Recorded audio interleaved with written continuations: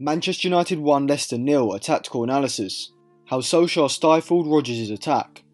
In this video, I'll be tactically analysing how Manchester United played against Leicester, what Solskjaer got right and which players had the biggest impact on the game, and what this means for both sides' seasons, so keep watching till the end to see the full in-depth analysis. But before this video starts, make sure you subscribe to the channel and click the bell so you get notifications when we upload a video, and check out our most recent uploads including the video analysing how Diego Simeone has tactically reinvented Atletico Madrid this season, which will be linked in the eye above and in the description below.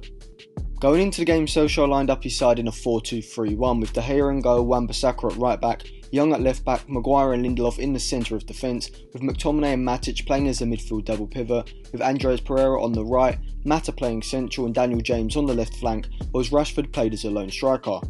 Rodgers lined up his side in a 4-3-2-1 system, with Schmeichel in goal, Pereira and Chilwell at fullback, Soyuncu and Johnny Evans at centre-back, with Ndidi playing deep in central midfield, with Chowdhury and Tielemans either side of him, whilst Maddison and Demarai Gray played in behind Vardy. Solskjaer's side sat in a compact 4-4-2 out of possession, with Mata and Rashford playing as the front two. It was their job to position themselves so that they could cut off passing lanes into Tielemans and Ndidi when the centre-backs had the ball. When the ball was with Chowdhury or Ndidi and they played a pass backwards, United would use this as a trigger to initiate an aggressive press, with Rashford pushing up to put pressure on the centre-back with the ball, whilst Daniel James would move forward and narrower to put pressure on the right-sided centre-back if the ball was switched across there. Mata would move up to man-mark Ndidi, whilst McTominay would push up tight onto Tielemans. This often forced Leicester back to Schmeichel or out to the fullbacks, who would then play a long ball upfield, which allowed United to regain possession. Whilst Ndidi and Chowdhury are very good ball winners, this pressing tactic from United exposed one of their main limitations, which is their on-the-ball ability. Both players struggled to be composed on the ball when pressed and didn't have the vision or passing ability to be able to turn quickly and play an incisive pass into Maddison or Gray between the lines. When in possession, United lacked imagination. Leicester defended in a narrow 4-3-2-1 system, with Chowdhury playing as a carrilero on the left side of midfield, moving out to the flanks to provide defensive cover for Ben Chilwell, whereas Maddison maintained a high narrow position. This was a strategy used by Rodgers as he knew that Wan-Bissaka isn't the best dribbler or passer, so allowing him to have space wide of Maddison wasn't particularly dangerous, and with Pereira moving narrow on the right, United didn't really have a dangerous threat on the right flank. Unlike Pereira, however, Daniel James held his position wide on the left, playing as a natural winger, and was United's main attacking outlet, with McTominay and Matic looking to switch the ball out to that side regularly.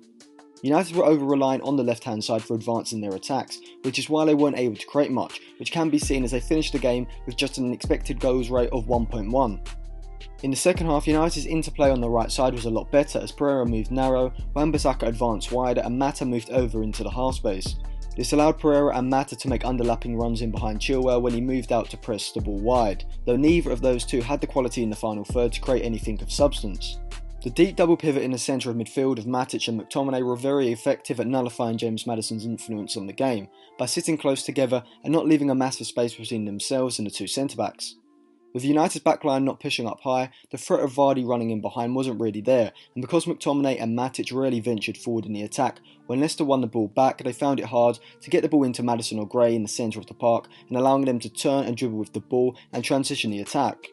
Leicester were left with the only option of trying to play a long direct ball into Vardy's feet from one of the two fullbacks, though this isn't really Vardy's game and maybe pushing Maddison into a central position, and doing this would have been more beneficial as he's a lot better at bringing the ball under control and turning under pressure, and Vardy would have been able to sit on the shoulder of Lindelof and Maguire and look to make runs in behind the back line from this position. Overall, Leicester's attack lacked advanced width, with Gray and Maddison moving central, and the fullbacks Pereira and Chilwell not really being adventurous enough down the flanks. Rodgers should have looked to move Tielemans or Chowdhury wider and deeper when playing in the carrilero role, which would have allowed the fullbacks to push further forward upfield. Tielemans and Chowdhury would have been able to get on the ball either side of the front two, Mata and Rashford, and with United's wide players being pushed back by the advancing fullbacks, those two would have a lot more space and time on the ball, and certainly Tielemans would have been a lot better at picking those incisive passes into Gray and Maddison than Chilwell and Pereira were in the same position. This United side lacks quality in advanced attacking areas. Mata was good at getting into positions in behind the Leicester midfield, but when he received the ball he didn't have the pace or dribbling ability to run with the ball away from Ndidi and commit the Leicester back line.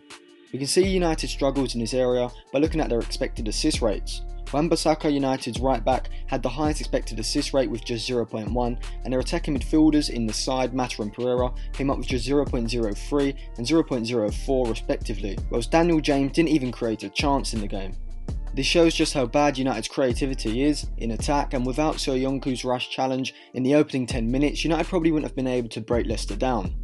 In terms of what this means for the rest of the season, I think this just shows how much United are going to struggle when faced up against sides who defend in a deep defensive block. Even though McTominay did play well in the centre of midfield, Mata and Matic look way too slow and past it, whilst Pereira just isn't good enough for a top 6 side. Rodgers needs to find a way of getting Maddison into the game when sides aim to block out the space between the midfield and defence, and maybe should look to move him into a deeper role midway through a match if he is struggling to affect the game. Thank you for watching. Remember to like and share the video if you enjoyed it, and subscribe to the channel for more videos like this. And remember to check out our video analysing how Diego Simeone has tactically reinvented Atletico Madrid this season.